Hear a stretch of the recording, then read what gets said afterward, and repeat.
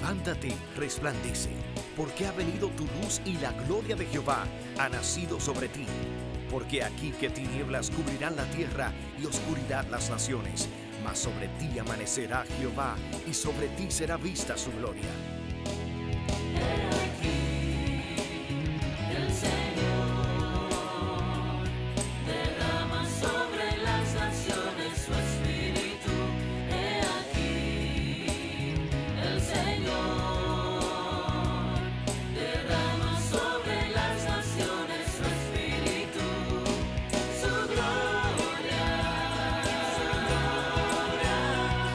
El Ministerio El Amanecer de la Esperanza presenta su programa Voz de Restauración con el pastor Juan Radamés Fernández.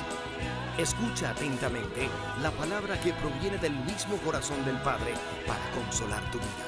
A continuación, el pastor Juan Radamés Fernández. Bendecimos al Padre que nos ha permitido llegar, entrar a tu vida y a tu hogar a través de este medio. Deseamos, y en nuestra oración al Señor, que Él pueda usar este mensaje para edificarte, ayudarte, orientarte, bendecirte de la manera que el Padre ha determinado. Eres bienvenido, bienvenida a nuestra programación Voz de Restauración. Que Dios te bendiga. Bien, mis amados, vamos a el Evangelio según San Mateo, capítulo 25. Comenzando con el versículo 14 en adelante. Dice así la palabra de Dios: porque el reino de los cielos es como un hombre que, yéndose lejos, llamó a sus siervos y les entregó sus bienes. A uno dio 5 talentos, y a otro 2, y a otro 1, a cada uno conforme a su capacidad, y luego se fue lejos. Y el que había recibido 5 talentos fue y negoció con ellos y ganó otros 5 talentos. Asimismo, el que había recibido 2 ganó también otros 2. Pero el que había recibido 1 fue y cavó en la tierra y escondió el dinero de su señor. Después de mucho tiempo vino el señor de aquellos siervos y arregló cuentas con ellos. Arregló cuentas con ellos. Y llegando el que había recibido 5 talentos, trajo otros 5 talentos, diciendo: Señor, 5 talentos me entregaste. Aquí tienes, he ganado otros 5 talentos sobre ellos. Y su señor le dijo: bien, buen siervo y fiel. Sobre poco has sido fiel, sobre mucho te pondré. Entra en el gozo de tu señor. Llegando también el que había recibido 2 talentos, dijo: Señor, 2 talentos me entregaste. Aquí tienes, he ganado otros 2 talentos sobre ellos. Su señor le dijo: bien, buen siervo y fiel. Sobre poco has sido fiel, sobre mucho te pondré. Entra en el gozo de tu señor. Pero llegando también el que había recibido 1 talento, dijo: Señor, te conocía que eres hombre duro, que ciegas donde no sembraste y recoges donde no esparciste. Por lo cual tuve miedo y fui y escondí tu talento en la tierra. Aquí tienes lo que es tuyo. Respondiendo su señor le dijo: siervo malo y negligente, sabías que ciego donde no sembré y que recojo donde no esparcí. Por tanto, debías haber dado mi dinero a los banqueros, y al venir yo hubiese recibido lo que es mío con los intereses. Quitadle pues el talento y dátelo al que tiene 10 talentos, porque al que tiene le será dado y tendrá más, y al que no tiene, aún lo que tiene le será quitado. Y al siervo inútil, echad en las tinieblas de afuera, allí será el lloro y el crujir de dientes.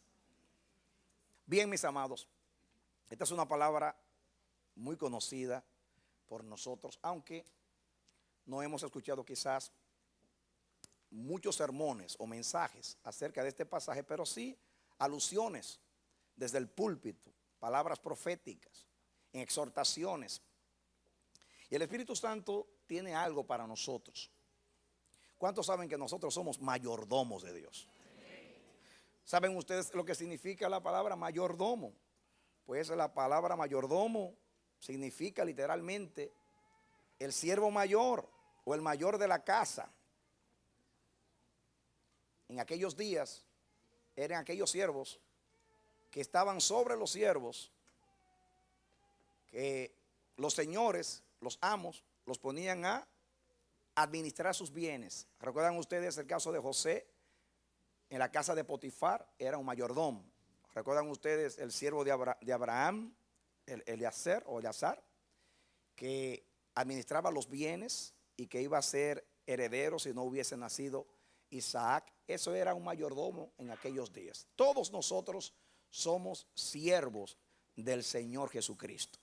Jesús llegó a ser Señor de nosotros primeramente porque nosotros éramos esclavos de Satanás. Él nos dominaba desde Adán para acá, nos tenía cautivos. Cristo vino, venció a Satanás y Jesús dijo que lo primero que hace el que va a tomar al valiente o invade la casa del fuerte o del valiente es primeramente atar al valiente. Luego que ata al valiente, le toma sus armas y después toma los despojos, que en ese caso somos nosotros. Jesús vino y ató a Satanás a través de su vida y de su muerte. Segundo, quitó las armas que eran el pecado y la muerte. Le deshizo las armas. Muriendo, le dijo a la muerte: muerte, yo soy tu muerte. Y muriendo, haciéndose pecado por nosotros, venció el pecado. Y muriendo, venció la muerte. Y le quitó las armas al diablo. Cuando usted le dé al enemigo en la cabeza un golpe y caiga aturdido, por favor, quítele la espada, no se la deje al lado. Porque si despierta, usa la espada contra usted. Eso es sabiduría. Entonces Jesús ató a Satanás, le quitó las armas y luego nos liberó a nosotros de su poder. Jesucristo llegó a ser Señor de nosotros por estas dos razones. Primero, porque invadió el campo del enemigo, ató a Satanás, le quitó las armas y nos rescató. Ahora somos de aquel que nos liberó. Segundo, la otra manera era que teníamos una deuda que no podíamos pagar o saldar. Cristo vino y con su vida pagó nuestra deuda. Así que somos siervos de Jesucristo por las dos razones: porque nos libertó y porque nos compró. Él es el Señor y nosotros sus siervos también. Denle un aplauso al Señor. Ahora todo es del Señor. Dice Pablo que nosotros no somos nuestros, somos del Señor. Nuestro cuerpo es templo del Espíritu Santo. Nuestra mente es la mente de Cristo. Todo lo que hay en la tierra y todo lo que nosotros somos y tenemos pertenece a aquel que lo compró y que lo rescató. Él rescató todo lo que hay en nosotros y todo lo que poseemos. Entonces, el Señor tomó todo lo que hay en la tierra que le pertenece como resultado de su obra redentora, de su triunfo como conquistador. De hecho, cuando la Biblia dice que Jesús llevó cautiva la cautividad y dio dones a los hombres, está citando uno de los salmos, Pablo, que dice así, y la idea es que los conquistadores, cuando llegaban de una batalla, venían con los despojos, el botín, y venían con los esclavos encadenados todos. Entonces se hacía una ceremonia y el conquistador se subía sobre una tarima o un lugar alto. Entonces desde allí se daban los honores a los generales que pelearon y se distribuían los despojos. Cuando dice que Jesús, llevando cautiva la cautividad, dio dones a los hombres, significa que Jesús, que fue el único que peleó, tú no peleaste, él fue el que peleó y ganó. No fue que fue un ejército con él fue solo, un solo sacrificio, un solo mediador. Él solo logró la redención. Amén. Entonces, cuando dice que él llevó cautiva la cautividad y dio dones a los hombres, significa que como conquistador, cuando vino a repartir los despojos con los suyos. Lo único que en este caso nosotros no peleamos. Nos dio dones, nos dio ministerios, nos dio botín, pero no peleamos. Pero sí nos pedirá cuenta un día por la administración de esos dones. Pablo decía, yo vivo como que un día daré cuenta. Y aquí dice, en el versículo 19, después de mucho tiempo vino el Señor de aquellos siervos y arregló cuentas con ellos. ¿Cuántos saben que un día compareceremos delante del tribunal de Jesús a dar cuenta? Cuando uno tiene temor de Dios, uno vive como quien ha de dar cuenta. Pero la mayoría de los cristianos, nosotros, por una u otra razón, porque quizás se nos ha enfatizado tanto la gracia del Señor y tanto la misericordia del Señor, que hemos interpretado mal de que si de gracia hemos recibido, de gracia debiéramos de dar, y que aún Jesús cuando bendijo los panes dijo que no se pierda nada, recoged los pedazos. Todo lo que tiene la gracia de Dios debe ser guardado, preservado y debe ser usado para la gloria de Dios y edificación de su pueblo. No hay nada de Dios que debe ser desechado. Nada de Dios debe ser guardado. Nada de Dios debe ser menospreciado. Todo lo que es de Dios es para el fin para el cual Dios lo creó. Porque Dios todo lo que hace, lo hace con un propósito. Y eso es bueno entenderlo. Y yo ruego al Espíritu Santo de Dios que está aquí, que el temor de Dios caiga sobre nosotros en este día y responsabilidad de mayordomía caiga sobre nosotros, porque hemos aplaudido, que hemos recibido dones, que la iglesia ha sido enriquecida con toda bendición espiritual, lo cual es verdad. La iglesia está completa en Cristo Jesús, a la iglesia no le falta nada. Dios ha hecho partícipe a la iglesia de todo lo que es el cielo, le dio lo que más amaba a su Hijo, de tal manera nos amó que dio al Hijo. De tal manera nos amó que nos dio su espíritu y de su espíritu. De tal manera nos amó que nos hizo participantes de su naturaleza. Él es espíritu y nosotros es un espíritu con él.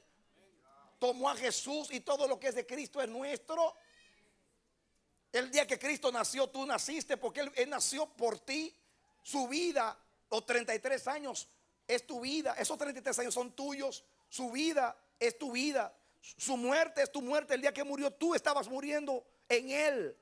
Cuando fue sepultado, juntamente con él fuimos sepultados. Cuando él se levantó entre los muertos, de la misma manera resucitamos con él. Cuando él ascendió, ascendimos con él. Y a medida que iba subiendo, iba haciendo un camino. Y ahora ese es el camino, la ruta hacia Dios. Amén. Amén. Él no solamente nos trazó un camino, Él es el camino. Nos llevó a Dios.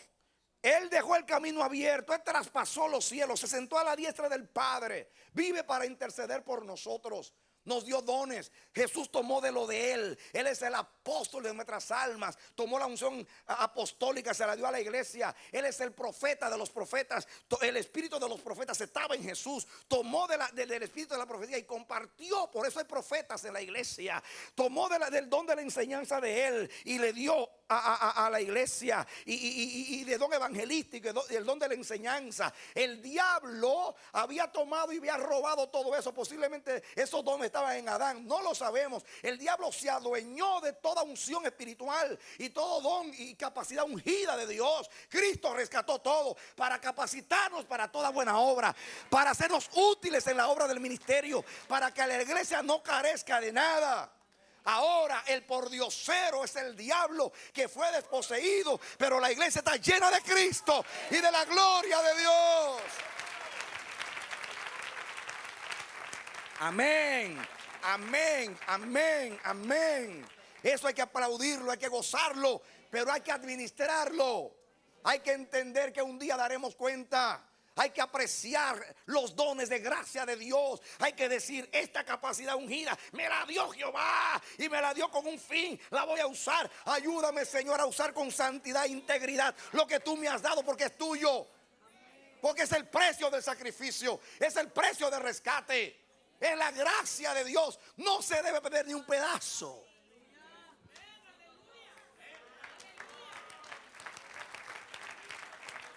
Y ahí dice que un día pedirá cuentas No lo dice ahí solamente. Pablo dice, vivo como aquel que ha de dar cuenta.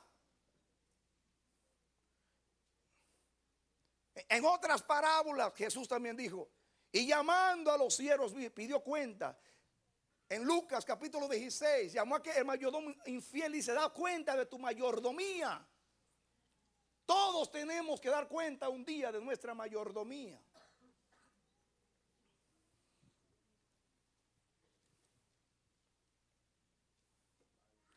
Y aquí hay una enseñanza poderosa para nosotros, hermanos. Yo quiero explicar algunas cosas aquí en este pasaje. Vamos a comenzar con el versículo 14.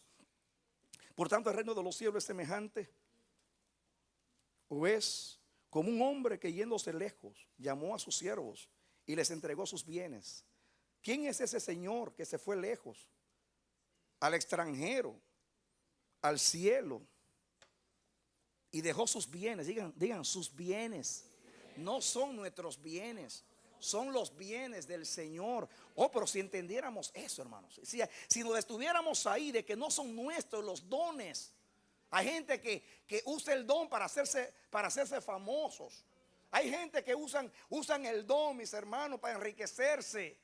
Lo toman como medios para ellos. Venden los dones. Son como Balaán. Venden, son como Simón. Quieren comprar los dones. Negocian con los dones como si fuera algo de ellos. Pero aquí dice que entregó los bienes para ser administrados. Pero son de Él los bienes. Él murió por nosotros. Él fue que se rescató. Él fue que peleó. Él fue que se humilló. Él fue que venció al diablo. El hecho que lo comparta con nosotros es gracia para un propósito. No gracia para levantar el ego. No gracia para beneficio nuestro, sino para la gloria de Dios. Sigan conmigo. Versículo 15. A uno dio 5 talentos y a otros 2 y a otro, dice a otro 1, a cada uno conforme a su capacidad, y se fue lejos. Cuando el Señor repartió, atención aquí, a cada uno le dio de acuerdo a su capacidad. Solamente Dios conoce la capacidad de los siervos. A veces interpretamos como discriminación de parte de Dios. Y decimos, fulano está lleno de gracia. A él le sobran los dones y yo no tengo ninguno, tengo uno solo. Usted está murmurando a Dios. Porque esa persona no compró los dones, los recibió. Usted no puede envidiar eso, ni puede competir con la otra persona. Todo lo contrario, si usted es sabio, usted sabe que esa persona un día va a tener que dar cuenta a Dios y usted va a ayudarlo. Dice, hermano, te voy a ayudar para que nada de lo que Dios te dio se pierda. Todo sea utilizado hasta la máxima capacidad. Pero nosotros nos ponemos a envidiarnos, a celarnos y nos boicoteamos para que el otro no luzca, no aparezca, sea anulado, para que yo sí aparezca y a mí me aplaudan. Ay, un día. Dice que el pastor un día descenderá, dice, yo mismo descenderé y voy a altercar con los pastores y entre ovejas y ovejas. O sea, entre oveja y oveja. No solamente le pediré cuenta a los pastores, dice, me meteré entre oveja y oveja.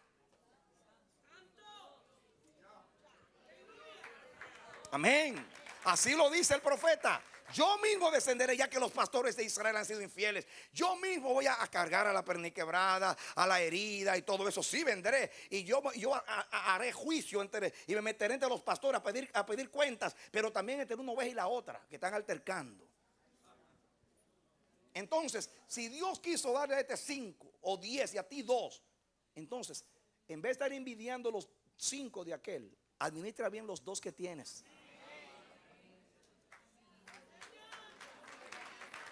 Amén.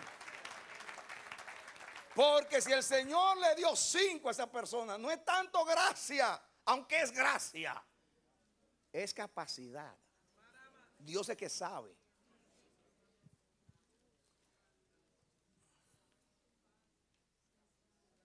La palabra capacidad en griego es dunamis, de donde viene la palabra dinamita, que esa es la palabra que usa Hechos capítulo 2, que dice cuando fueron, dice que recibiréis poder.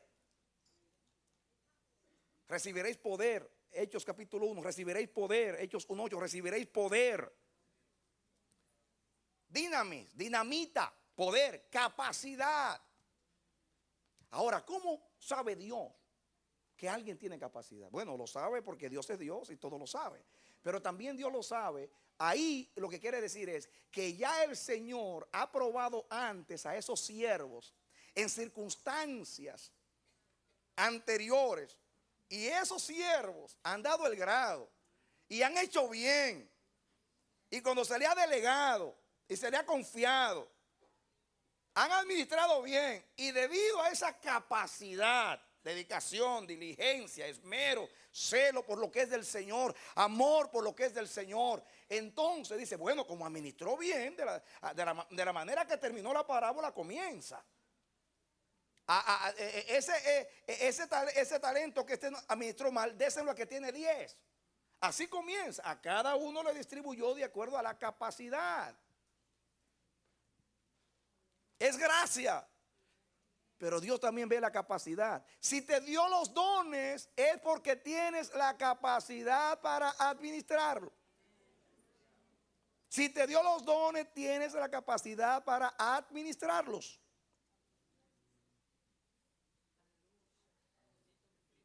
Cuando Dios da una cosa, da la otra. Si no, no lo da. De acuerdo a la capacidad. Seguimos, porque vamos a llegar a algo. Todo esto para que entendamos lo que Dios quiere decir. El 16. Y el que había recibido 5 talentos fue y negoció con ellos y ganó otros 5 talentos. En el original, yo no sé si la Biblia de las Américas dice así. Aquí no se traduce la primera palabra en el versículo 16. Pero la primera palabra dice enseguida. Eutheos en griego. Enseguida. El traductor de Valera parece que lo da por sobreentendido. Yo no sé si la Biblia de las Américas lo dice así porque no la consulté. Pero dice aquí, enseguida dice el original. El que había recibido 5 talentos fue y negoció con ellos. Enseguida, dice el original. Dice así ahí. No dice. Pero yo lo busqué en el griego. Dice enseguida. Enseguida. Apenas se lo dio. Pásame a trabajar de una vez. Porque el tiempo es dinero. Eso no es que lo voy a guardar. Acuérdense que los talentos eran dinero. Los talentos eran monedas.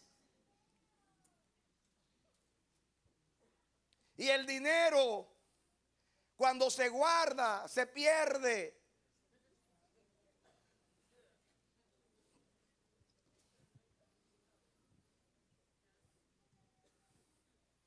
Enseguida fue a trabajar con ellos.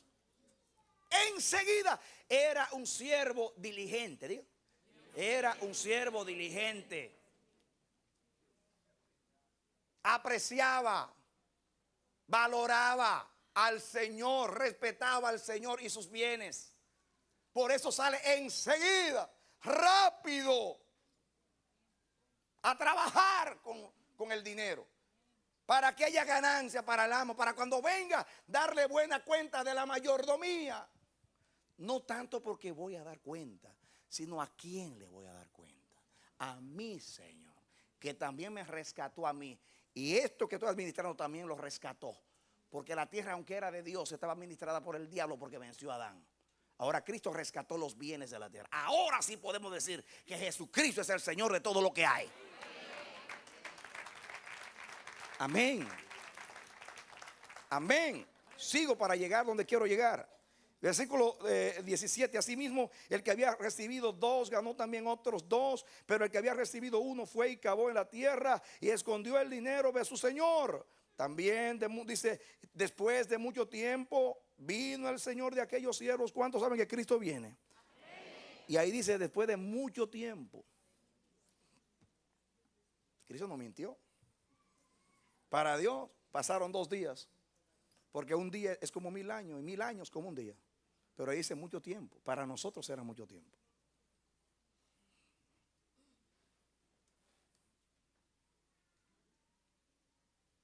Yo quiero que tú te grabes eso. Las vírgenes esperaban, los siervos trabajaban.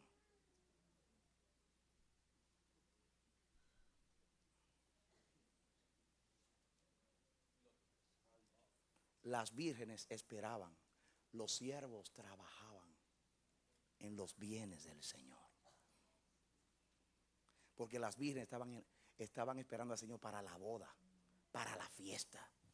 Pero estos estaban esperando al Señor para darle cuenta de que sus bienes se habían multiplicado en las manos de ellos por la buena administración. Hay quienes esperan a Cristo para la fiesta y hay quienes lo esperan para darle buenas cuentas de la buena administración de sus vidas y de sus dones y de su ministerio. Dios va a decir algo que no es clásico en este texto, porque fue una revelación de Dios. Y esto confirma una enseñanza que he compartido con ustedes muchas veces, refiriéndome a la ofrenda a Jehová. Dios, miren ustedes la respuesta de este siervo. Señor, te conocía. En griego es la palabra ginosko, que significa conocer por experiencia.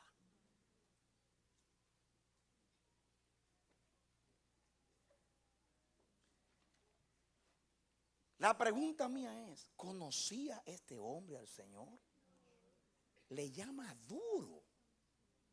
¿Saben ustedes lo que significa la palabra duro?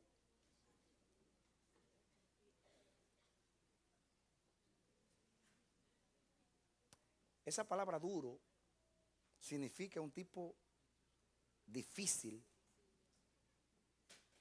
severo, hasta austero.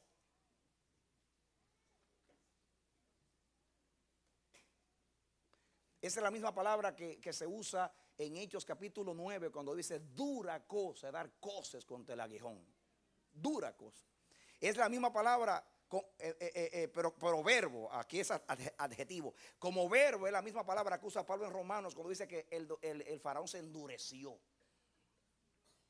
Un amo que se endurece.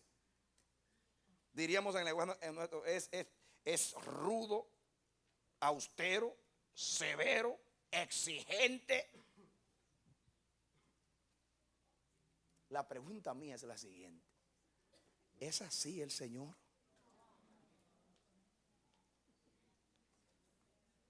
Pero esa era la experiencia de él, porque dice, yo conozco que tú eres así.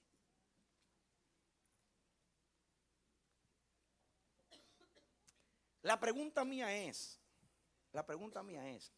¿no será que el Señor con ese siervo era duro de verdad? Porque era negligente siempre y siempre se estaba excusando y siempre tenía una explicación cuando fallaba y siempre tenía un escudo para defenderse. ¿Por qué esto? Por esto. ¿Por qué aquello? Estaba cansado. ¿Por qué aquello? Estaba muy ocupado.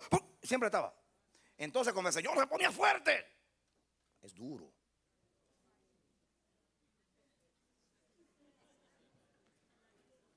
Y a mí como que eso me huele, como que yo he experimentado eso también.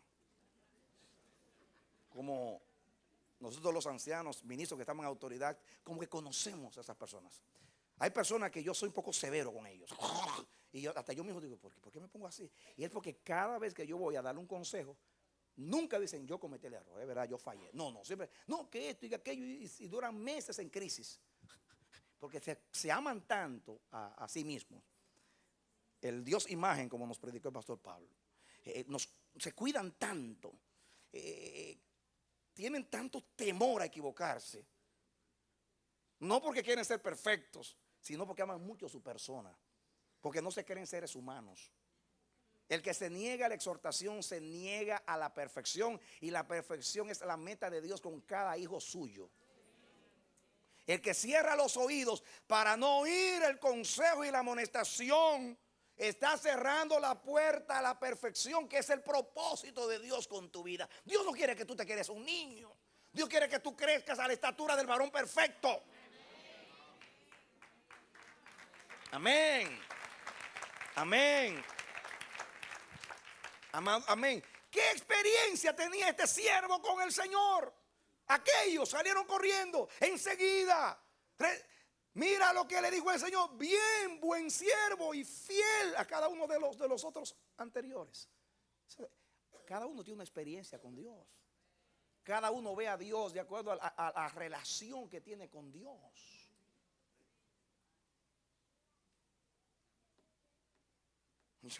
Señor, yo te conozco. Conocía al Señor. Conocí el lado severo del Señor. Claro, siempre se estaba excusando. Siempre estaba dando una excusa, una explicación tonta para evadir la responsabilidad de administrar lo que Dios le puso en la mano. No pasa hoy lo mismo con las excusas. Que yo tengo a mi esposo enfermo, que el hijo, qué sé yo, que el trabajo, que el overtime, que la casa, que el dinerito que tengo que mandar allá, que tal problema, que tal otra cosa, que no tengo tiempo, que es muy lejos, que no tengo transportación, que no tengo quien me lleve, que no tengo que se compadezca de mí, que yo soy viuda, que yo soy qué sé yo. Ay. Claro, y cuando entonces el Señor que te ama, que te quiere encauzar por el camino de la madurez para que seas productivo en el reino de Dios, te trata con severidad, te vienen problemas, te vienen dificultades. Entonces, interpreta como la mujer de Job, como nos dijo el pastor esta semana. Todavía mantiene tu integridad. Si Dios está siendo severo contigo, si es verdad eso, entonces mira bien, porque el Señor trata a cada uno de acuerdo a cómo es. Aquellos los felicitó: bien, buen siervo fiel, sobre poco has sido fiel, sobre mucho te pondré. Si esos dos podían decir: Señor, te conocemos desde el Génesis. En el Génesis, cuando tú hiciste la tierra, en cada acto creador, tú te complaciste con la obra de la creación y dijiste: sea la luz. Y vio Dios que la luz era buena.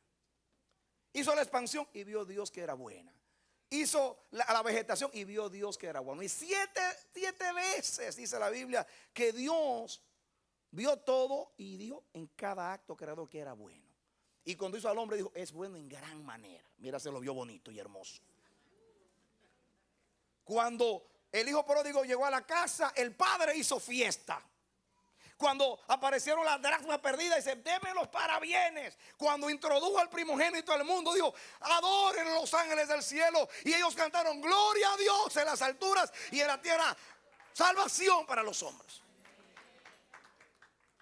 Entonces cada vez que Dios hace algo bueno y alguien hace algo bueno, Dios no es duro, Dios felicita: bien, buen siervo y fiel. Pero si eres negligente, siempre está con una excusa, siempre va de la responsabilidad, siempre anda con evasivas, pues claro que Dios va a ser severo. Y te pregunta: ay, yo no sé, la vida mía lo mismo, yo no sé, hasta que Dios me saque de esto, yo no salgo de esto. Y dice: hasta que no aprendas, hasta que tú no reconozcas ahí que estoy tratando contigo en ese eslabón, en este paso, tú no vas a dar el otro. Ahí te voy a mantener como a Israel, que a veces estaba en una estancia dando vuelta y vuelta y vuelta y vuelta y vuelta, hasta que decía: vamos Israel a la próxima estancia.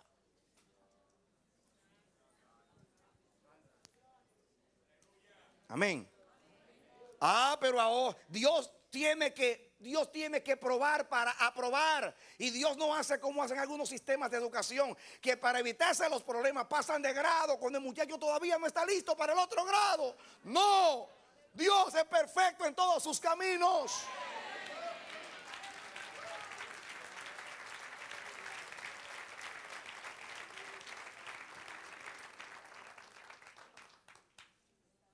El estudiante consciente no quiere pasar de grado si no está listo.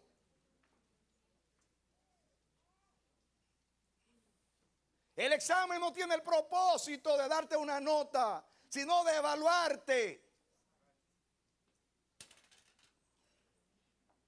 Puedes que saque una A, pero no estés listo. No es que el Señor es duro, es que tú eres flojo.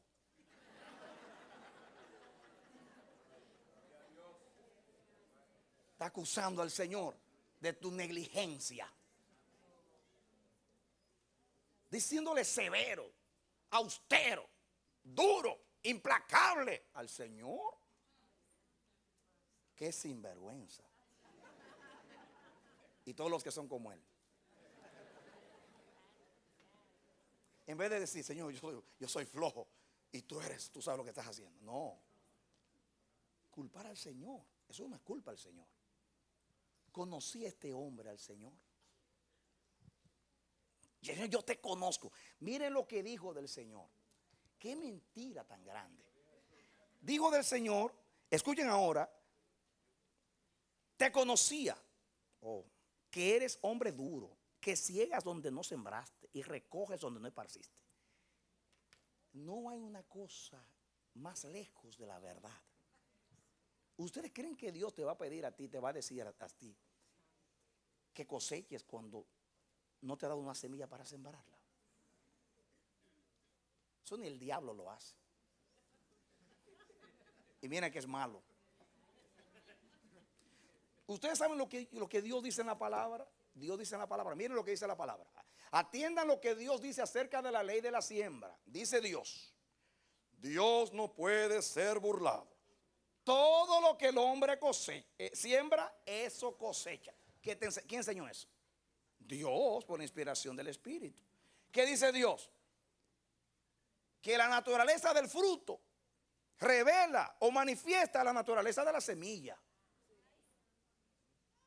Que vamos a cosechar lo mismo que hemos sembrado, dice Dios. También dice Dios que el que siembra escasamente cosechará. Así que si dijo esas dos cosas, la otra no la tiene que decir, que el que nada siembra, nada cosecha. ¿Y cómo te va a pedir a ti que coseches cuando no te dio la semilla para sembrar? Está siendo injusto con el Señor. Para ocultar tu negligencia, siervo malvado. El original dice malvado e infiel. Malvado, porque hay maldad en ti. Hay iniquidad. Estás culpando al Santo de Israel. Diciendo que él cosecha donde no siembra.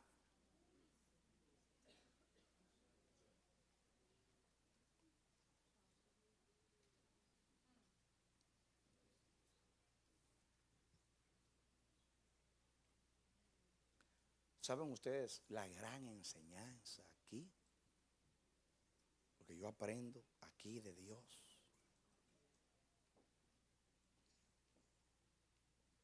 Ese es un lado de la enseñanza. El tratar de culpar a Dios de mi negligencia, que es tan común. La mujer que me diste.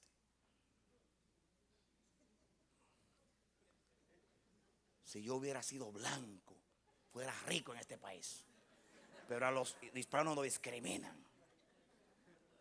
Si yo hubiera estudiado, si Dios me lo hubiera permitido.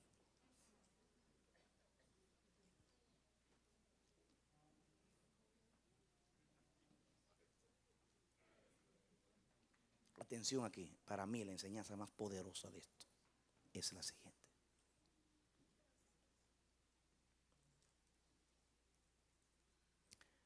Lo que tú creas de Dios, eso es Dios para ti.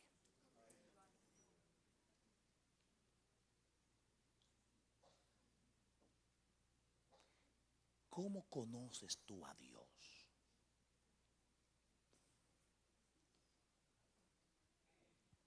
Óigalo bien. Lo que tú creas de Dios, la manera que tú percibes a Dios, la manera que tú interpretas a Dios, la manera que tú conoces a Dios, va a determinar cómo será tu servicio a Dios. Porque según este hombre, basado en que el Señor era duro, dice, tuve miedo y escondí el talento.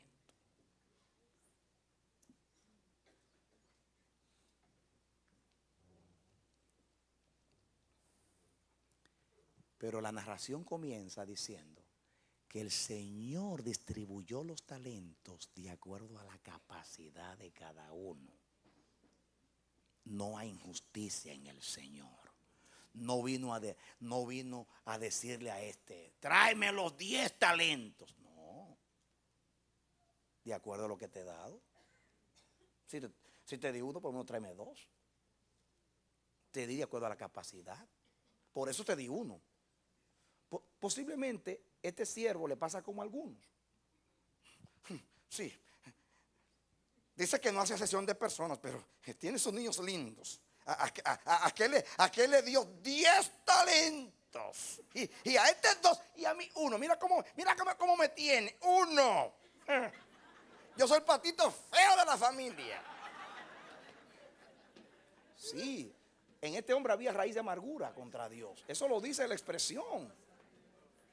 Y posiblemente fue porque le dio 1 y no se da cuenta que le dio 1 porque no tenía capacidad. ¿Quién eres tú para juzgar al Santo de Israel? Dios no te sacó de Egipto para matarte en el desierto, sino para llevarte a Canaán. Pero en Canaán hay que vivir de acuerdo a lo que es la tierra de Dios, porque allí se depende de Él. Si Él manda lluvia hay comida, si no manda lluvia no hay comida, porque la tierra de Canaán es de Dios, no es como Egipto.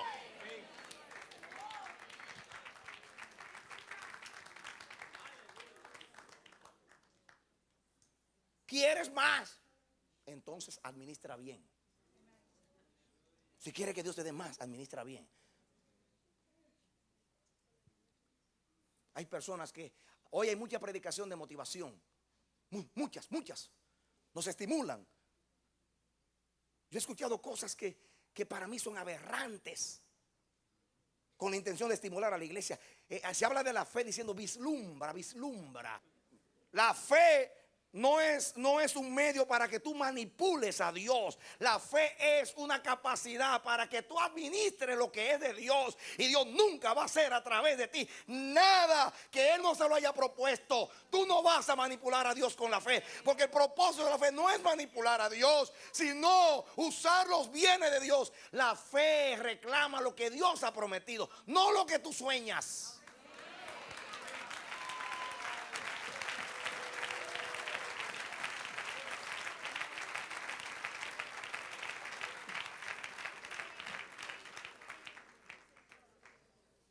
La fe no es positivismo, la fe no es nueva era.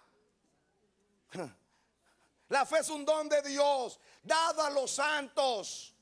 Una capacidad ungida para creerle a Dios y para que Dios pueda fluir a través de la fe y hacer lo que Él determinó hacer a través de ti, ya sea por tu boca, por tus manos o por tus hechos. Pero tú no vas a hacer más con tu fe que lo que Dios te propuso. Tu fe no es para manipular a Dios. No importa, te puede morir vislumbrando. Y si Dios ve que tú no tienes capacidad para ministrar, no te va a dar eso.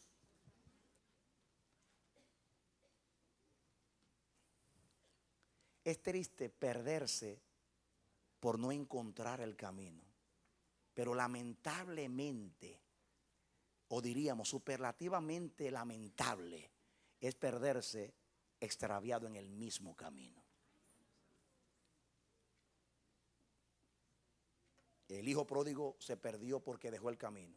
El de la casa estaba perdido porque estaba en el mismo camino, pero extraviado. Porque el que no conoce a Dios está extraviado. El que no entiende a Dios está perdido. El que no tiene relación con Dios está lejos. Necesita liberación.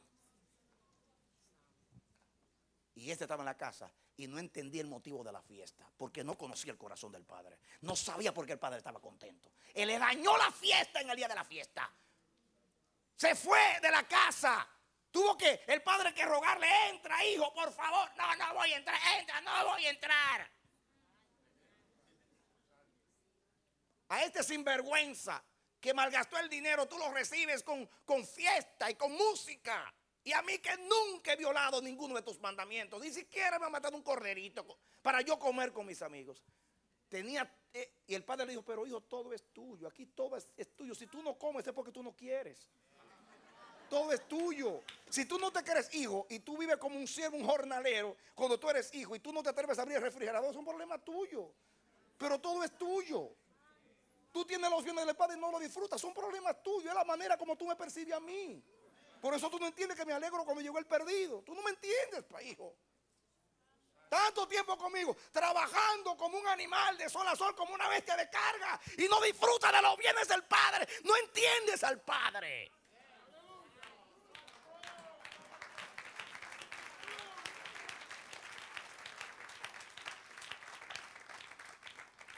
¿Cuántos hay extraviados en el mismo camino? Adoran, cantan, leen la Biblia, se afanan, interceden, pero no conocen a Dios. Lo ven como duro, como severo. Y hasta usan ironías con Dios. Y amenazas ahí. El que crea que esté firme, que vea que no caiga. Dios es fuego consumidor. Y te lo dicen hasta de burla. Las palabras son espíritus. Y ese espíritu no representa a mi Padre. El Padre no amenaza. El Padre pide cuentas porque aprecia sus bienes.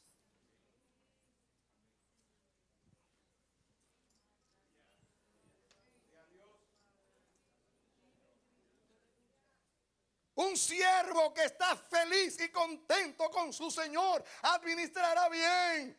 Y el Señor le va a felicitar. Bien, buen siervo fiel, si entregándote lo poco hiciste bien, te daré más y más y más. Porque al que administra bien se le dará más y más. Porque el que tiene le será dado, se administra bien. Y el que no tiene se le quitará aún lo que tiene y se le dará que tiene más. El que abusa de la gracia cae en desgracia. El que menosprecia mis bienes no los tendrá.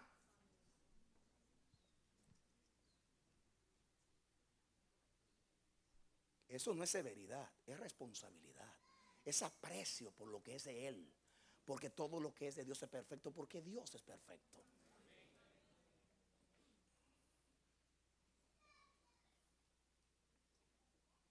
¿Creen ustedes que a este, aunque se le entregó menos que a los demás, se le entregó poco? Nada de Dios es poco. Déjame decirte en la ilustración para que tú entiendas. Un talento en aquellos días, sobre una moneda de oro, escucha esto. Un talento eran, atención, 6,000 denarios. Un denario era el trabajo de un jornalero en un día. Óigalo bien. Un denario era el salario de un jornalero en un día. O sea, un talento, un denario. Un talento eran 6,000 denarios. Era el trabajo de un empleado por 6,000 días. ¿Cuántos años son 6,000 días? Cuando un año tiene 365 días. 6 por 3. Como 18, ponga 17 años. El salario de 17, póngale 15 años. El trabajo de 15 años de un empleado. Casi para recibir el seguro social.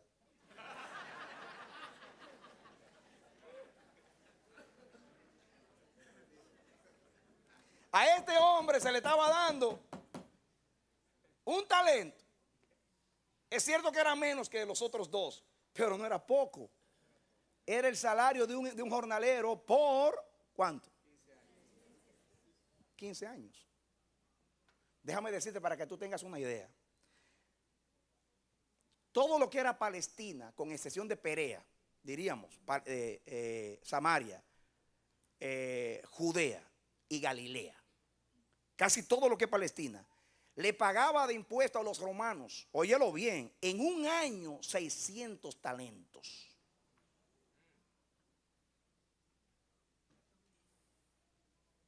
Y ellos se lo encontraron que lo estaban explotando.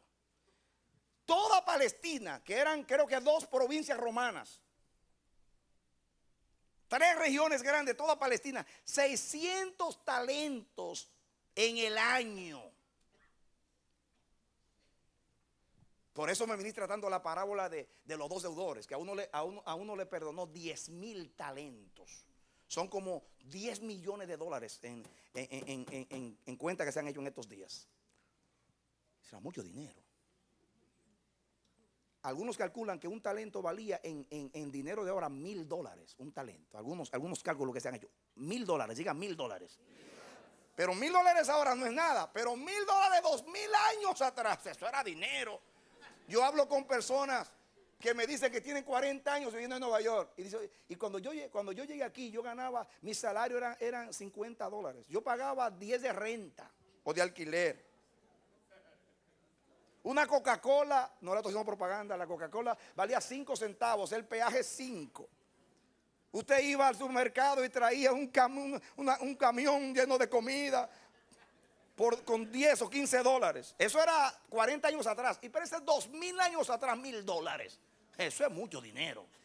Eso eran millones ahora. Entonces, el Señor no le estaba dando poco. Pero este siervo estaba resentido. Ah, tú eres un amo duro. En vez de decir, yo soy el flojo. Tú no eres duro, yo soy flojo.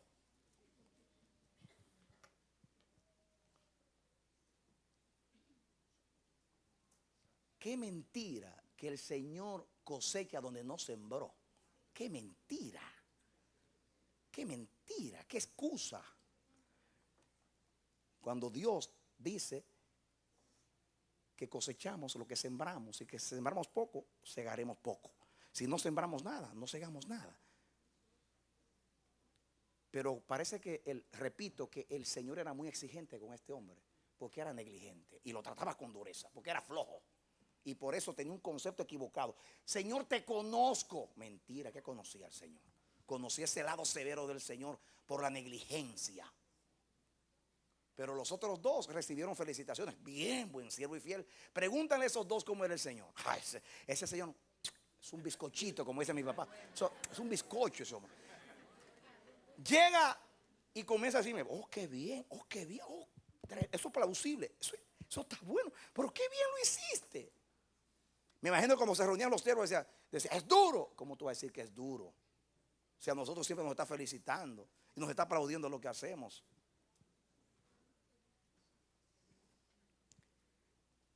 La manera como conocemos al Señor determina cómo le vamos a servir. Te dije días atrás en un mensaje que la ofrenda es una representación de lo que Dios es para ti. La ofrenda mide el tamaño del amor tuyo hacia Dios, el tamaño del temor tuyo hacia Dios, el tamaño de tu gratitud está en la ofrenda. Lo que hay en tu corazón hacia Dios lo expresa la ofrenda. Si Dios es un pordiosero mendigo, tú sales a la última hora y le das lo primero que aparece, porque eso es Dios para ti. Si Dios es el todo, cuando hagas tu presupuesto, diezmo y ofrenda, lo de Dios primero y después lo demás para mí, porque Dios es el todo. Y así va a ser tu ofrenda. Así es el servicio. Como usted percibe a Dios. Ya le puse el ejemplo del hijo de la casa, que estaba perdido en la misma casa. No entendía al padre. Mire lo que se atreve a decir. Tú no me has dado nada a mí. Nunca me has dado un corderito. Cuando era dueño de todo, no. Trabajaba como un animal y no disfrutaba de los bienes del padre. No entendía al padre. No lo conocía. En la propia casa no lo conocía. Naturalmente, como era el primogénito, y el primogénito heredaba la mitad de los bienes del padre, y ya el chiquito se llevó lo suyo, lo que queda es mío, y ahora me van a repartir lo mío a este sinvergüenza que lo malgastó. Estaba defendiendo lo suyo, no lo del padre.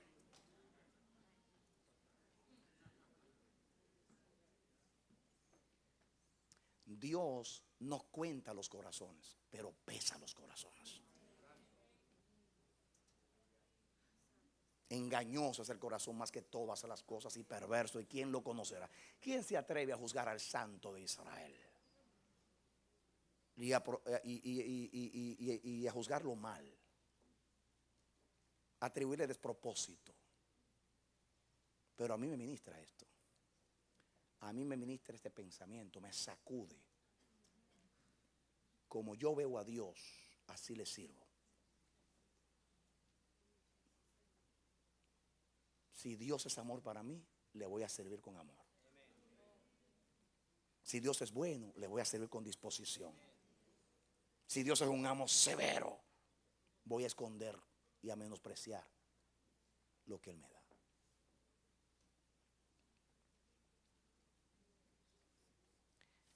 Yo tengo unos datos para ti, muy importantes.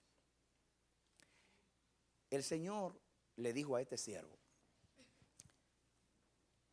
oigan lo que le dijo: tú dices que tú lo enterraste porque yo era duro y porque yo cosecho donde no sembré. Si es verdad que tú crees, es más, ni eso tú lo crees. Ni eso tú lo crees. Tú te estás excusando en eso. Pero si es verdad que tú creyeras que yo soy duro y severo, pues más rápido lo hubiera llevado a los banqueros. Se ve que ni eso tú lo creías. Es un mentiroso. Ni eso lo creía. Eso, dice, por esa misma razón debiste de llevarlo por lo menos a los banqueros. Y me hubiera entregado por lo menos los intereses. ¿Saben ustedes lo que dicen los expertos? Que todo dinero prestado que se pague un 6% se multiplica cada 20 años.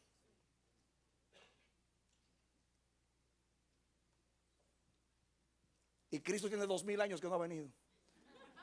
¿Te imaginas el dinero que ha guardado por ahí? Y dice que la iglesia no tiene. Si te dan un talentito, pero un talentito en 40 años de servicio al Señor, eso es una millonada.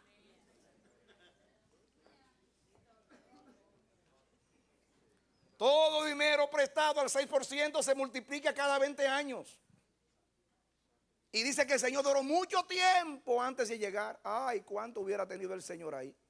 ¿Saben ustedes, según la ley romana, los intereses en el Imperio Romano, legal, o sea, instituido por el imperio, era un 8%.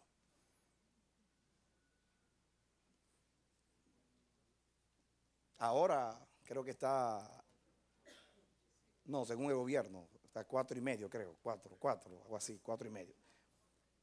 8, más que ahora. Y eran, póngale $1,000, que era un talento de aquellos días, a 8%, por todos esos años que el Señor dice que duró mucho tiempo antes de llegar. ¿Cuánto hubiera sido? Eso es para que usted no diga que usted no tiene nada. No se ponga a mirar cuánto tienen los hermanos. Use el suyo y multiplíquelo. No lo entierre, úselo.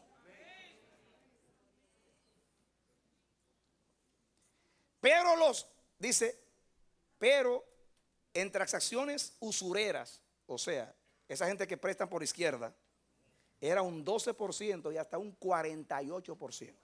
Que ustedes conocen mucho en los países nuestros eso, que te dicen, yo te presto $100 y tú me das 50 toda la semana. Y cuando vienes a ver te sacan el riñón y los pulmones. Por no decir los ojos.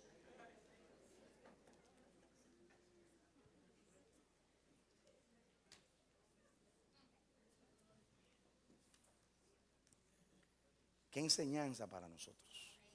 Fíjense que el Señor no ilustró con denarios, sino con talentos. Para que el talento era una moneda de oro. Era lo que más costaba en aquellos días. Y porque eso es lo que nos ha dado denario a nosotros. O sea, talentos, perdón. Nos ha dado oro refinado en fuego. Esos son los dones de Dios. Nadie puede decir que no tiene nada. Nadie puede decir que tiene poco.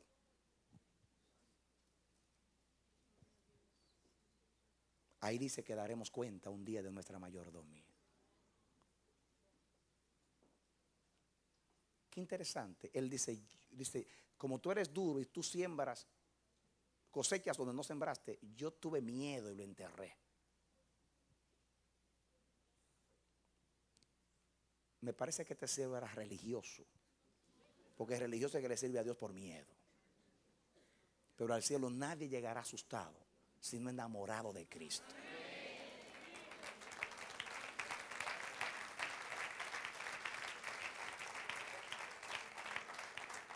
Qué triste es servirle a Dios porque es severo. Que eso es lo que la religión enseña. Hermano, un día tú vas a comparecer y un día no. Yo te estoy diciendo que sí, que tú vas a dar cuenta. Pero yo no estoy diciendo que te vas a sentar frente a un ogro. Es frente a tu Padre, aunque es Señor. Y Él va a ser injusto en el juicio. O sea, en la evaluación. O le dijo algo que no fuese razonable. Cuando le dijo, lo hubiera llevado a los banqueros. Lo menos que podías hacer. Por lo menos hubiéramos tenido los intereses. Pero se perdió todo. ¿Para qué te lo di el talento?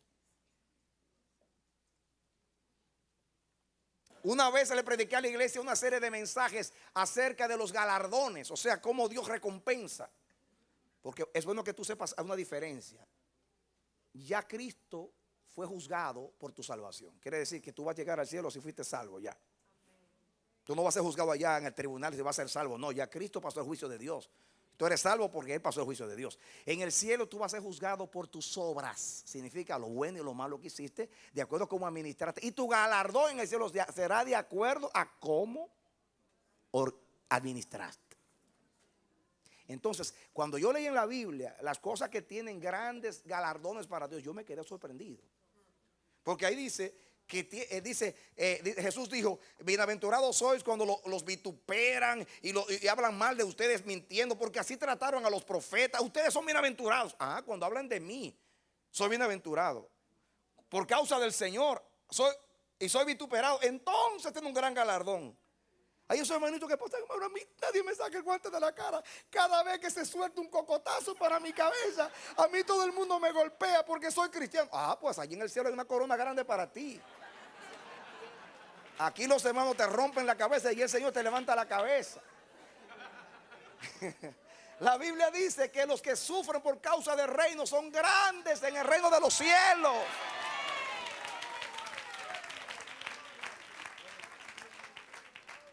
La Biblia dice que la paciencia tiene grande galardón. La Biblia dice que visitar a los presos cuando usted está triste y deprimido tiene grande galardón. Y eso me ministró mucho. Porque cuando uno está triste, uno no quiere ni ver a nadie, ni visitar a nadie.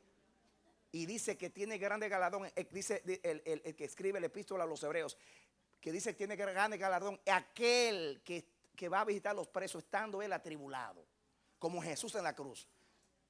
Que en medio ya hablamos de la pasión, ¿recuerdan ustedes? En medio de los sufrimientos, dijo, se acordó de su mamá, mujer, y ahí a tu hijo, y a tu madre, me puedo ir tranquilo, ya tengo a mi madre cuidadita. Padre, perdona a los que no saben lo que hacen. Le dice al ladrón, te veré hoy en el paraíso. Y después que bendijo a esos tres grupos, dijo, ¿por qué me ha desamparado? Pensó en todo el mundo y al final pensó en él. Eso es madurez en amor a la divina potencia. Por eso Cristo tiene el más grande galardón. Ven, siéntate a mi diestra.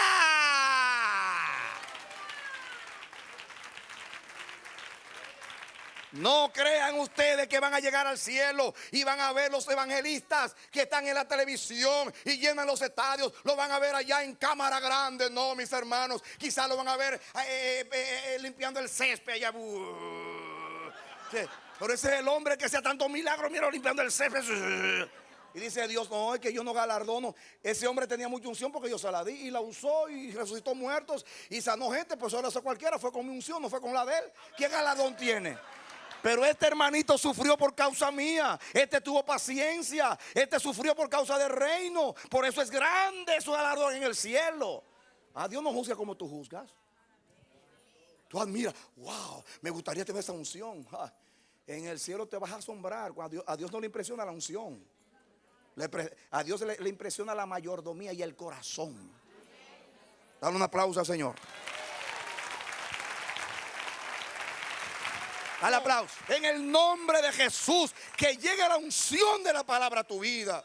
Que el Dios del cielo te estimule. Que por amor a Él, porque lo conoce, que es bueno, que es tardo para la ira, grande misericordia, que es paciente y justo, que sabe entender, por amor, por lo que Él es, tú le vas a servir con esmero, con diligencia, haciendo lo mejor para Él. porque al Señor Jesucristo servimos. Que Dios te bendiga y te dé la victoria en Cristo Jesús. Amén. Esperamos que este mensaje haya sido de edificación para tu vida. Si deseas recibirlo en su forma original, puedes solicitarlo a El Amanecer de la Esperanza, P.O. Box 70, Bronx, Nueva York 10473. O visítanos a nuestra página web www.elamanecer.org. Dios te bendiga. En este tiempo en que la gracia se ha derramado, todo es por el Espíritu y en el Espíritu. En la vida del Señor Jesús, todo fue por el Espíritu. Él nació, creció, fue bautizado por el Espíritu. Por su Espíritu fue guiado y también resucitó. Nosotros, al igual que el Señor Jesús, todo lo que somos y hacemos es por el Espíritu. ¿Te has preguntado por qué en este tiempo todo es por el Espíritu y en el Espíritu? La respuesta es sencilla. Dios es Espíritu.